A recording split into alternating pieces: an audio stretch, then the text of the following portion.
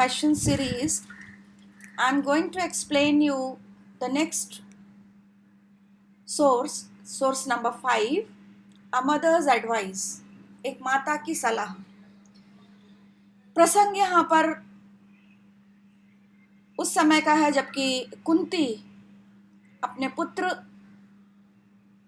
दुर्योधन को सलाह देती हैं कि युद्ध कोई हल और मसला नहीं है। The Mahabharata describes how, when war between Kauravas and Pandavas became almost inevitable, Gandhari made one last appeal to her eldest son Duryodhana. This is known to everyone. By making peace, you honor your father and me. If you're making peace, you're not going for a war, you are honoring me and your father. तुम मुझे और अपने पिता को गौरवान्वित करोगे। वो विनती कर रही हैं। As well as your well wishers, और साथ ही तुम्हारे जो शुभ चिंतक हैं उनके ऊपर भी तुम बहुत बड़ा बहुत अच्छा काम करोगे।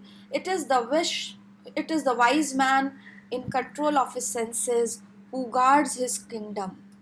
एक बुद्धिमान व्यक्ति जो होता है, विवेकी पुरुष जो होता है, वो अपने सारे इंद्रियों के ऊपर, सारे सेंसेस के ऊपर अपने को गार्ड करता है, अपने को अपना नियंत्रण रखता है और वही अपने राज्य की अच्छी तरीके से रखवाली कर सकता है। Grid and anger drag a man away from his profits, और लालच और गुस्सा, क्रोध किसी भी व्यक्ति को, किसी भी इंसान को, किसी भी आदमी को अपने लाभ से बहुत दूर खींच के ले जाता है। Drag a man away from his profits. By defeating these two enemies a king conquers the earth. अगर कोई व्यक्ति, अगर कोई राजा लालच और गुस्से को अपने वश में कर लेता है और इनको जो है डिफीट कर देता है, तो इस दुनिया में, पृथ्वी पर सब कुछ कॉन्कर कर लेता है। लालच और क्रोध आदमी को लाभ से दूर करता है और दोनों शत्रुओं को पराजित कर राजा समस्त पृथ्वी को जीत सकता है। और फिर वो कहती हैं, my son, you will happily enjoy the earth my son along with the wise and heroic Pandavas. Pandav बहुत अक्लमंद हैं और बहुत हेरोइक हैं, शूरवीर हैं। ठीक है, पांडवास जो हैं, they are very heroic and they are wise. So उनके साथ में तुम इस पृथ्वी पर खुशी से रह सकते हो। There is no good in war. और वो समझाती हैं कि युद्ध में कुछ अच्छा नहीं है, कुछ भी शुभ नहीं होता है। ठीक है, वीर पांडवों के साथ आनंद के साथ पृथ्वी पर रह सकते हो और युद्ध कोई अच्छी बात नहीं है। There is no good in war, किसी की भी अच्छाई नहीं है।